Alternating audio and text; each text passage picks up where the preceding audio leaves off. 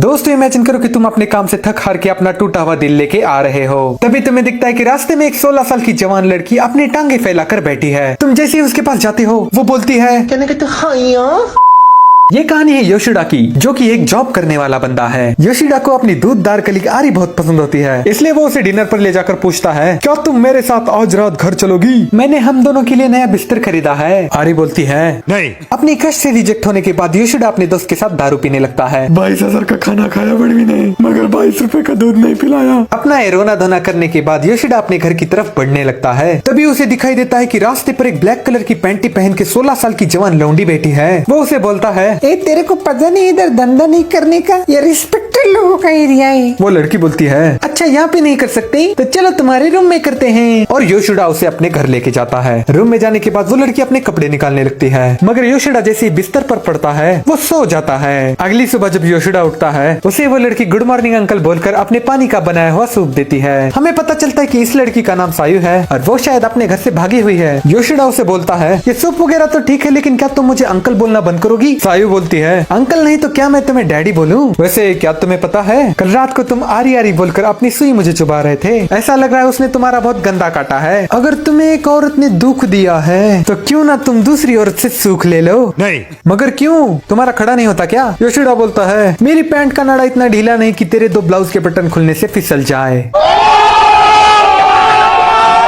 हमें पता चलता है कि सायु अपने घर से भागी हुई लड़की है और वो किसी कारण अपने घर नहीं जाना चाहती, इसलिए योशिडा उसे अपने घर में रहने की परमिशन देता है। लेकिन वो बोलता है तुम यहाँ पे फोकट में नहीं रहोगी, तुम्हें साफ सफाई करनी पड़ेगी, खाना बनाना होगा और मेरी फटी हुई चड्डियां भी धोनी होगी। और इन सारी बातों को सायु मान लेती है और इस तरह से वो रूममेट्स बन जाते हैं। योशिडा सायु की कहानी अपने दोस्त हाशिमोटो को बताता है, जिसे सुनकर वो बोलता है कि उसे ज्यादा उस लड़की से चिपकना नहीं चाहिए और जल्दी से जल्दी उसे उसके घर वालों के हवाले कर देना चाहिए। अपने दोस्त की इन्हीं बातों पर सोचकर जब वो बीड़ी फूकने रूम से बाहर जा रहा होता है तब सायु उसे बोलती है तुम बीड़ी अंदर भी फूक सकती हो, मैं इससे पहले जिन आदमियों के साथ रहती थी ना वो तो मेरे मुंह पर ही फूकते थे। इससे योशिडा को समझ में आता है कि सायु एक रन। एक दिन जब योशिडा लेटे लेटे हिला रहा होता है तब उसे दिखाई देता है कि सायु ने तो फटी हुई पैंटी पहनी है, इसलिए वो उसे नए कपड़े दिलाने मॉल में लेके जाता है। मगर सायु तो यहाँ पे बोल रही होती है देखो मुझे फटी हुई पैंटियां पहनने में कोई एतराज नहीं, वैसे भी मुझे इसमें खुला खुला और फिंगर रिंगा रिंगा करने के लिए कन्वीनियंट लगता है। लेकिन योशिडा उसकी बात को इग्नोर करके उसे बहुत सारी चीजें दिलाता है। इधर ऑफिस में मिशिमा नाम की लड़की योशिडा से कुछ ज्यादा चिपकने लगती है। इन दोनों का एक गहरा संबंध देखकर आरी का दूध उबलने लगता है, जिसकी वजह से वो एक दिन योशिडा को डिनर के लिए बुलाती है। आरी को खाना गटकते हुए देख योशिडा सोचता है काश ये मेरा भी दही ऐसे ही गटक लेती। ये गंदी सोचने के बाद योशिडा सीधे सीधे आरी को बोलता है तुमने तो मेरे प्यार को लात मारी थी ना, अब मुझे यहाँ पर क्यों बुला रही हो? आरी बोलती है थोड़ी दिन पहले ही तो तुमने मुझे प्रपोज किया था और अब मिशिमा के साथ गुलछर्रे उड़ा रहे हो, तुम कितने लौंडिया बाज हो। ये सुनकर योशिडा बोलता है तो तुम क्या चाहती हो, मैं जिंदगी भर तुम्हारा दूध देकर अपना दही निकालता रहूं? और वैसे भी मिशिमा और मेरे बीच में ऐसा कुछ भी नहीं। वही भोपड़ी की खुद आकर मेरी गोदी में बैठती है। इन दोनों की ये अश्लील बातें सुनकर होटल वाले उनके पिछवाड़े पर लात मारकर उन्हें बाहर निकालते हैं। इसके बाद अगली रात को हमें दिखता है कि मिशिमा और योशिडा दोनों साथ में घर जा रहे होते हैं। योशिडा ने आते वक्त अपना नया सेट वेट का डीओ लगाया होता है, जिसे सुनकर मिशिमा खुद को रोक नहीं पाती और योशिडा के ऊपर वो हक देती है। तभी कोइंसिडेंटली वहाँ पे ये चीज सायु देख लेती है। अपनी नंगी आंखों से हगने वाली सीन को देखने के बाद सायु शैड होकर पार्क में बैठ जाती है। और इधर जब योशिडा घर पर जाता है तब सायु को गायब देखकर उसकी फटकर 4 होती है। पार्क में बैठी शैड सायु के पास कोइंसिडेंटली मिशिमा आती है और किसी बड़बोली लड़की की तरह उससे बातें करने लगती है। तभी वहाँ पे योशिडा आता है और सायु के पिछवाड़े पर रेप्टा मार के उसे घर लेके जाता है, जिसके बाद मिशिमा को योशिडा और सायु के बीच के लैंगिक संबंधों के बारे में पता चलता है। जब ये दोनों अपने घर जाते हैं तब सायु कपड़े निकालकर योशिडा को बोलती है क्या तुम मेरी भट्टी में अपना भुट्टा सेकना चाहोगे?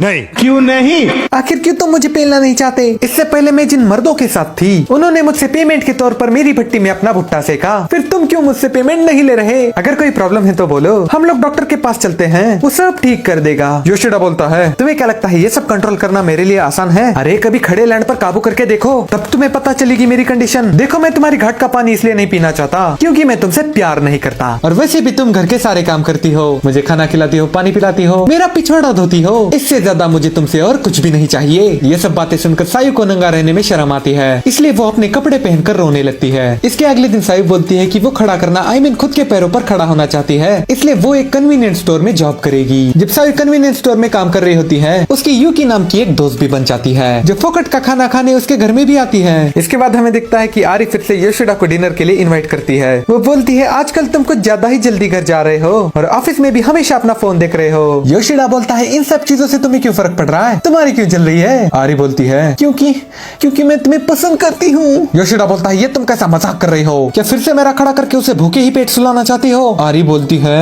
ऐसा कुछ नहीं, मैं सच बोल रही हूँ। योशिडा बोलता है ठीक है, अगर तुम सच बोल रही हो तो चलो अभी हम लोग ओयो में चलते हैं। जिसके बाद आरी शर्माते हुए बोलती है ठीक है, मगर क्या तुम्हें सील वाली चलेगी। ओह यार ये कितनी औसम है यार। भाई यार कहाँ पे मिलती है ऐसी लड़कियाँ। दूसरी तरफ हमें सायु दिखती है जो खाना खा रही होती है। तभी अचानक से सायु को उसके पास्ट की याद आती है और वो उल्टियाँ करने लगती है। वो सोचती है कल मैंने योशिडा की चड्डी सूंघी थी, कहीं मैं प्रेग्नेंट तो नहीं हो गई। तभी योशिडा आरी को लेकर अपने घर आता है। योशिडा अपने और सायु के बीच वाला असली सच आरी को बताता है। सायु की दुख भरी कहानी सुनने के बाद आरी योशिडा को बाहर भेजती है ताकि वो सायु के साथ लड़कियों वाली बातें कर सके। जब योशिडा बाहर जाता है तब उसे रास्ते में मिशिमा मिलती है। वो उसे बोलती है कि वो आज रात उसके साथ सोना चाहती है, लेकिन योशिडा बोलता है नहीं। लेकिन क्यों नहीं, सायु तो तुम्हारे साथ रहती है और आज तो तुम आरी को भी अपने साथ ले गए, तो फिर मैं क्यों नहीं। योशिडा बोलता है क्योंकि बहन देखो सायु एक जवान कली है और आरी के पास सील है, मगर तुम्हारे पास इन दोनों में से कुछ भी नहीं।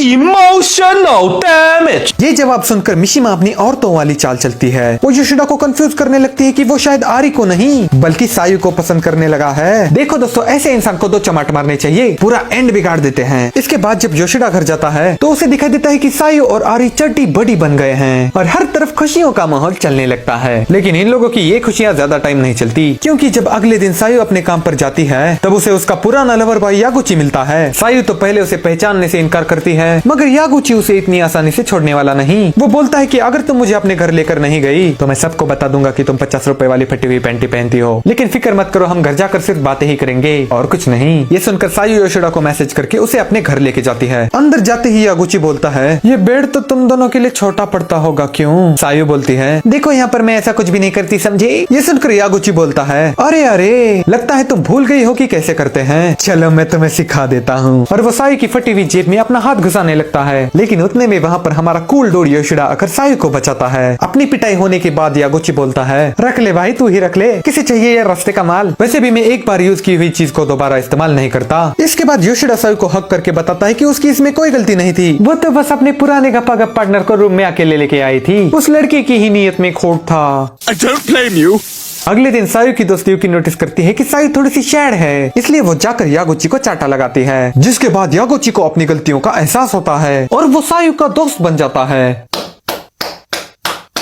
वाह Well done. इसके बाद हमें सायु और योशिडा के बीच में थोड़े से लवी डवी सीन दिखाए जाते हैं और ऐसे ही इनका प्यार भरा टाइम बीतता जाता है। मगर एक दिन सायु का भाई उसे ढूंढ लेता है, वो उसे अपने साथ ले जाने आया है, मगर सायु अपनी माँ की वजह से वापस नहीं जाना चाहती। वो योशिडा को अपनी सैड बैक स्टोरी सुनाने लगती है। वो बताती है कि उसकी एक दोस्त ने खुदकुशी कर ली थी, जिसके बाद रिपोर्टर्स उनके पिछवाड़े का पीछा नहीं छोड़ रहे थे। इन सब न्यूज वालों से परेशान होकर सायु की माँ ने कहा था कि कहीं तुमने तो अपने दोस्त को नहीं मारा। इसी बात से नाराज होकर सायु अपना घर छोड़कर भाग गई, लेकिन कुछ दिनों बाद उसके पैसे खत्म हो गए, तो फिर उसने सेफ रहने के लिए दूसरे लोगों के साथ संबंध बनाए। लेकिन अब योशिडा बोलता है कि शायद अब सायु के वापस जाने का समय आ गया है, बहुत खा लिया तुमने फ्री का खाना, चलो अब निकले से हट। मगर सायु को अपनी मॉम से डर लगने लगता है, गपागप के वक्त नहीं लगा, इसलिए उसे वापस छोड़ने के लिए उसके साथ योशिडा भी आता है। घर जाने के बाद सायु की मम्मी उसे जैसे ही देखती है वो स्माइल करके उसका प्यार से स्वागत करती है।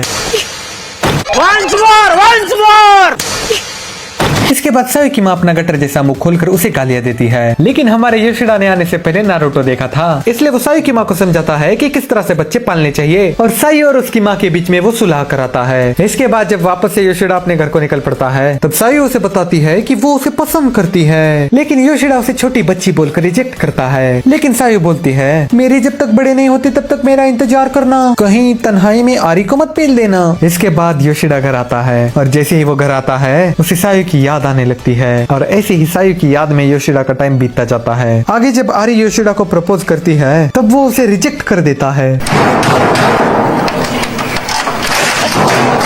और जब कुछ साल बाद योशिडा थक हार के अपने घर को जा रहा होता है, उसे रास्ते पे एक लड़की बैठी हुई दिखाई देती है और वो लड़की और कोई नहीं बल्कि सायु ही होती है। वो उसे बोलता है, मैंने तेरे को बोला था ना यहाँ पे धंधा नहीं करने का। सायु बोलती है, तो ठीक है अंकल, हम आपके घर पर चलते हैं। और इसके बाद घर पर जाकर होता है।